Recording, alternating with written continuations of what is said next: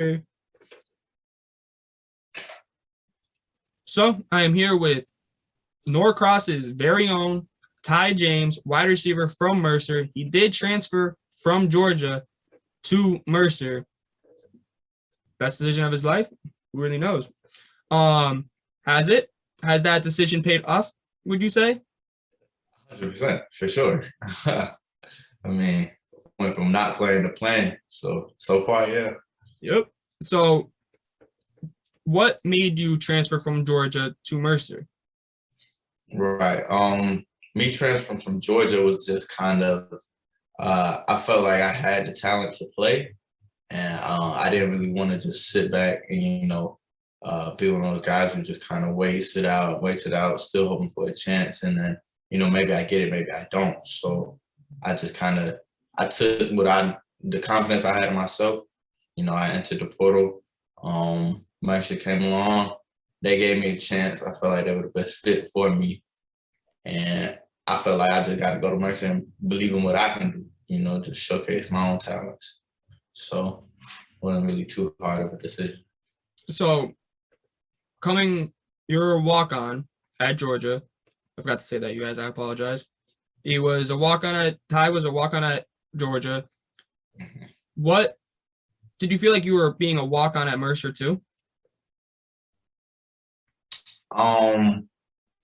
No, not really, because I kind of feel like Mercer was I feel like Mercer was a school that needed, a guy like myself, or just a receiver in general. I looked at before I chose Mercer, I looked at the guys they had the year before, and I think out of their top three receivers, two graduated and one transferred.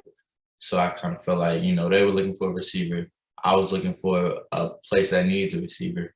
So yeah, when I got to Mercer, when I committed to Mercer, I just they just embraced me with open arms. We could help each other out. They helped me, give me a chance to play, and I do my best on the field. So going to what kind of receiver are you? Going off of, you said the Mercer needs a receiver. What kind of receiver are you? Now I say I'm a deep threat, a big body deep threat receiver. A lot of times, I catch maybe like a 4-yard hitch route, and then, turn it into, 20, 30, even 60, or just, go ball, post ball. I feel like I make a lot of money with those routes right there. So I would say I'm a deep threat, who has the chance to always make a big play when I got the ball. So with going with the hitch route, stuff like that, what is your favorite route personally? My favorite route, it would be a go route, but I would say a hitch route because most of the time with a go ball, you kind of catch it and you're already in the end zone, or you've already made that big percentage of the play once you catch the ball. I say a hitch route because it's a 5-yard catch. You turn around, like most of the time it's just you and the DB one-on-one. You get to show that you can make a play. So I like the hitch route.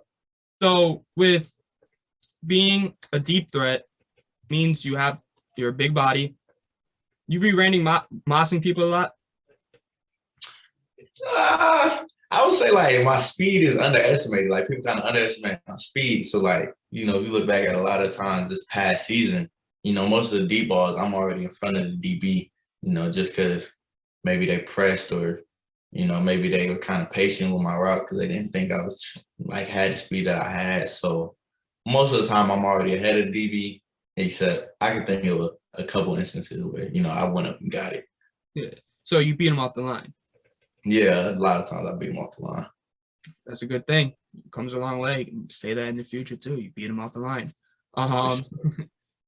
So what would you say? You just processed that? Yeah, I just got you. So with your game, what would you say is your biggest strength? My biggest strength as a receiver, I feel like it's the quickness I have to, myself. A lot of big guys aren't really quick, but I feel like the way I can get in and out of my routes, the way I can get off the line, my releases, like I feel like me being quick at my size, I feel like that makes me pretty dangerous in itself, for sure. And if you're with your disguised speed, how have you been in a race on the team that you were surprised you beat? Who would I beat in a race? Yeah. Oh, that's a good one. Let's see. I would definitely beat Drake for sure. Just in case you watch this, let's keep that out there. I feel like a guy on our team who's fast. I feel like I could be one of our running backs, Brandon Marshall. He says he's pretty fast. He is pretty fast, but I feel like I could beat him. You beat Drake? Oh no, nah, not even. Beat him off the line. That matters. Like, oh, that's all. I could beat him off the line. I feel like I could. Probably. So we race like 5 yards. I probably win. I feel like that's what matters. It's the long legs. They always exactly. That's what helps. That 5 yards is one step for you. For us, it's like 3. It's not fair. Exactly. Just got to be explosive. Just dive. So what would you say is your biggest weakness though in your game? Right. My biggest weakness as a receiver, it's not even like I would say my biggest weakness is trusting my hands. And when I say that, it's not that like I don't think I can catch. Like I know I can catch. I know I can hop on the ball. Catch with a triangle. But I feel like a lot of times, say it's like a curl route or something like that. I just kind of let it come to my body instead of extending my arms to go out and get the ball. Which that's something I'm working on a lot this off season because if you got real tight coverage, that could be a difference maker right there. Yeah. So just training that habit, not so much the hands part, because I know I can make that catch, but training like my mind to attack the ball in short passes. Yeah. Obviously, like you go up and hop on the ball, that's all natural. But like in a short pass, like a slant or a curl, even a hitch, attacking the ball right there too. Yeah, it's just like the coming back to the ball in a way. Like out more. Sure.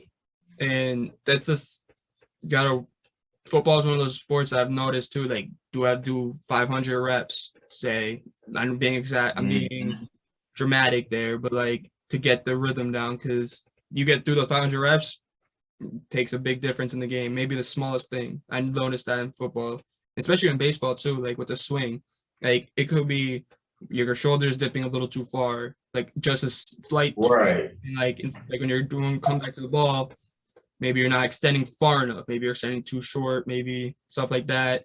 And I've noticed that like with sports like football and baseball, they have a lot in common. Like with that, it's technical. Like the littlest things could be the most dramatic in your performance. And that's what I want to build on is just really getting in depth with the little things. I got that time out of the season. I really want to take time to build on the little things. Yeah, and then with the little things, one of the little things, what would you say is not just extending your hands, like stuff like that, come back to the ball? What other little things would you want to improve on, like footwork, something like that? Yeah. So one thing, I want to just reading a DB, it's one thing to watch film. I know last season, I took a lot of time to study defenses and kind of see how like a corner lines up in the cover 2 versus cover 3, press bail, press, all that stuff. But like I really want to like study a defensive back this year. I want to study like I want it to be to the point where I could see like okay, maybe if he's kind of split stancing a little, he's coming with a quick jam, or if he kind of open up towards the quarterback before the ball hikes, he probably gonna bail off, or if he's peeking in there, it might be a corner blitz, stuff like that. I want to focus on it because it's easy to pick up on film, but when you're in the game, like in that real fast moment, I want to be able to pick that stuff up, like with snap. You want to work on like the awareness part of like exactly, awareness. Like something like that's something that I believe most people don't process, like the awareness in being a receiver, cornerback, deep. Like, so being a skills player, I've noticed that the awareness is key. And going with your wide receiver, what would you say defensive back this year has challenged you the most that you've went up against? A specific defensive back. Man, I feel like I played a couple of good defensive backs. I know number 13, I don't know his exact name. It was a cornerback number 13 on Western Carolina who, he was pretty good. And it's weird because the year before, I felt like I had no problem with him, but I could tell kind of he took some time to get better. He was really good. And then of course when you have defenses like Chattanooga, VMI, I can't say their specific defensive backs were good, but their defense as a whole was so good to the point where it's like, it makes it kind of hard for me like to run those deep routes, stuff where you need time. So I feel like those defenses as a whole gave me, some trouble. So would you say you would want to so you said like that number 13 for West Carolina, he worked. You're gonna have like the Kobe mentality, that Black Mamba mentality where you're gonna like work 10 times harder than him? Is that like your mindset? Like how is your mindset with stuff like that? When you see someone like a number 13 on Western Carolina, see that you ate him up last year, but this year he's worked on his game. He knows he's gotten much better. Is that mentality? What is your mentality with that stuff? Like, are you like, okay, I'm gonna work harder than you? Oh yeah, I want to work. I work, every DB of course, but like I'll tell you something specific. When I look at when those preseason rankings come out and you see like, preseason freshman of the year, preseason all SoCon, I kind of look at those DBs on those lists and I think, okay, these are the guys I think are the best. Now let me go show them like, that I'm better, Yeah. I kind of highlight those matchups. I can't wait to go up against this specific corner who's supposed to be preseason all SoCon. I kind of look at those guys and I think like, that's the matchup I want. Like that's what I'm waiting on. So this year, what players did you highlight? This year, what'd you say? If you remember them. Yeah, this year the one specific, it's actually two. It was both Furman cornerbacks. The cornerbacks for Furman. I remember one of them. I think he was like SoCon Defensive Player of the Year nominee or something like that. And then I think another one was like preseason on SoCon. Yeah. And that's like a little rivalry. That's always a game we look forward to. So that just added to the juice behind the game. So I couldn't wait for that game right there. That Furman game was something I was excited for that one. So with that, how did you perform? I feel like I did, statistically, I think I had like 80 in the touchdown, which is, that's obviously a pretty good day. But I feel like I could have did better. It was one ball. I let him, I think it was number 1. I let him break it up on, so I feel like always room for improvement in games. But, I'm not upset. Like I feel like my work paid off in that game. So do you think, after every game, say like this past game, you just had 224 yards. Do you critique what you did in your game, or are you just like, had a great game, there we go? Or are you one of those players that will watch your own film like back and be like, okay, I could have did this route, this part of the route better. Like this step I did, this footwork thing I could have improved on. It could have been sharper, could have been tighter. Yeah, I watch every game. I've watched that game probably 5-6 times by now. And, obviously, of course, because we lost, that's probably the biggest reason I keep watching the game. But, I noticed certain things like we ran a reverse one play where we broke for like 30, 40 yards. But, I blocked it all the way down the field. But he still ended up making that tackle like 30, 40 yards on the field. So it's just kind of like, man, I need to stick on that block even longer. Even though that's a long block, I need to stick on it even longer. Or even in that specific game, I had like a 50-yard touchdown, I caught the ball, broke a tackle, and took off. But on that catch, I caught it with my body. So like, yeah, I'm looking at that play like that's a touchdown, 50-yard touchdown, but that I need to switch those catches from catching it like this to catching it, attacking that ball. So I'm always critique. Yeah, that's something that I love that you work on every little thing, even the little things. Like you even said it, those little things mean more than anything. And I feel like that's, like I said earlier, people don't do that. People like take the lazy way out, and you're proving everything. You're proving a lot of people to pay attention to Mercer. And you guys have a young team. I think your top 3 offensive players, you, Fred, remembered it, not Ford, PV, quarterback, all 3 of you guys are basically freshmen or redshirt freshmen. So you guys basically kind of came in together in a way. So what was your mindset when you went into when you realized that how young your team was? Yeah, I mean, my mindset was kind of the same as everybody else's. It's young, but we don't want to rebuild. We don't want to be a team that's building. We want to be a team that's already built. So it's kind of like, a lot of people look at this season like, okay, we still have time. We still got a lot of people with a lot of seasons left to play.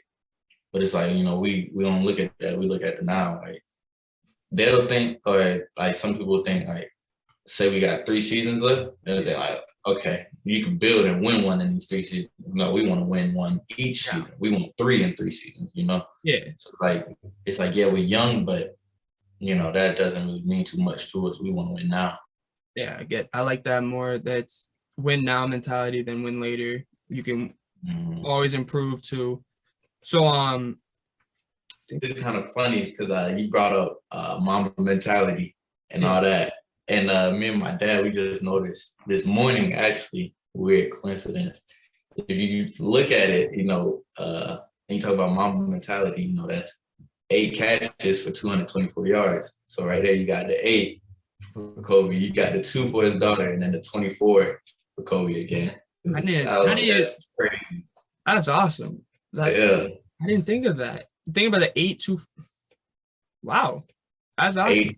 8-24. That's my Kobe Bryant's my favorite player, like favorite ever. He's literally my idol. And, he's my favorite athlete too. Yeah. Oh wait, going with that favorite athlete. Here we go. So with your growing up, what was your favorite athlete, a football player that you looked up to and that you try to idolize your game? You are a deep zone threat. What is it like? Someone like a Larry Fitzgerald or like a Calvin Johnson? Was someone like you looked up to, or was it a totally different player? No, so I looked up to Calvin Johnson probably all the way till maybe like my senior year in high school, just because, when you look at a guy like Calvin Johnson, it's like, even if you right there on him, even if you had the best coverage, like physically, he's a guy that will always dominate the game. Like he would have always dominated. We've seen multiple clips, double team, triple team. He's still going up and getting that ball.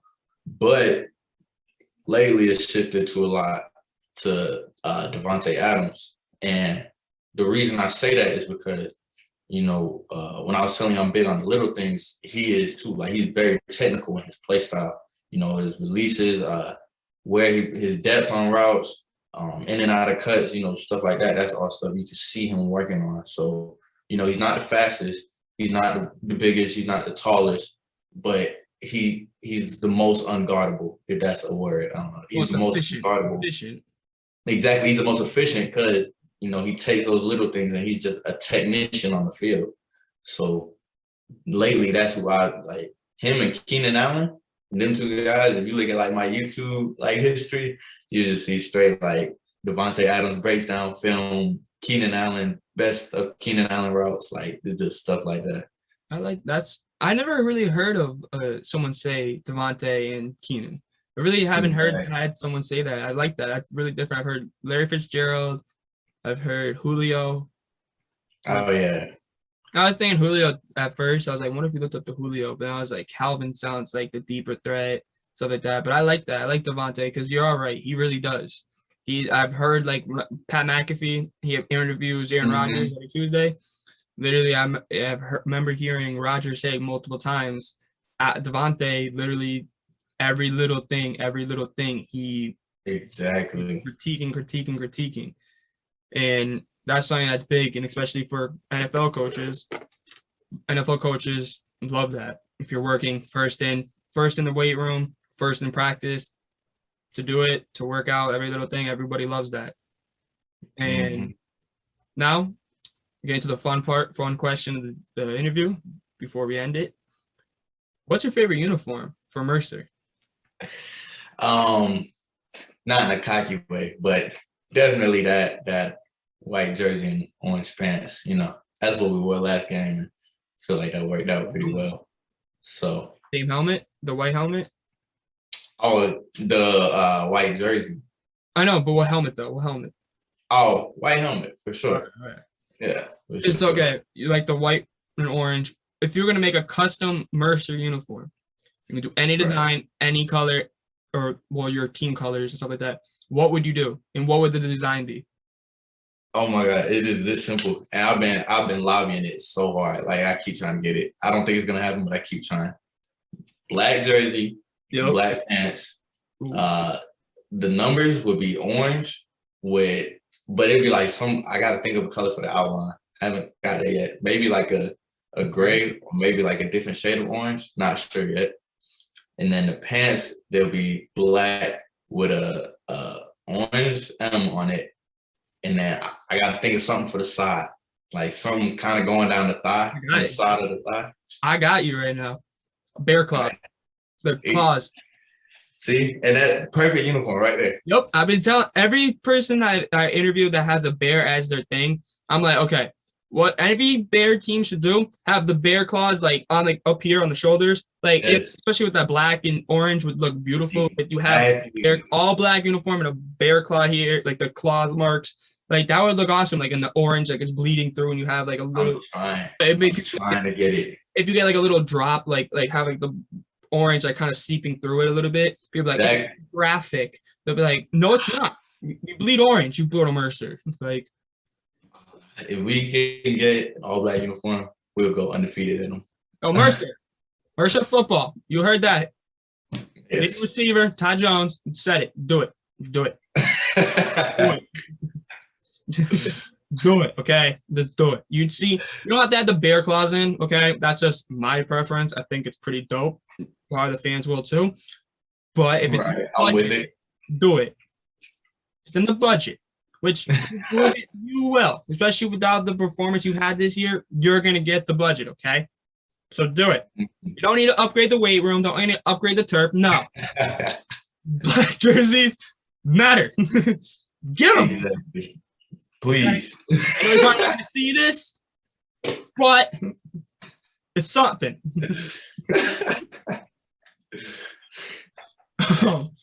So, in the NFL, what is it? In the NFL, you're a Ravens fan.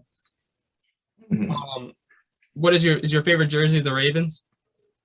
Yeah. Which one? All right, it's not like a real jersey. Well, I mean, kind of.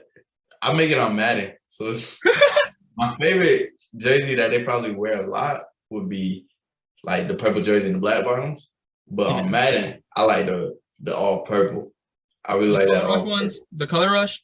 Yes. They got to bring those back. I think the NFL should do a blackout uniform and a whiteout uniform. Blackout with a black helmet, white helmet. I don't know why.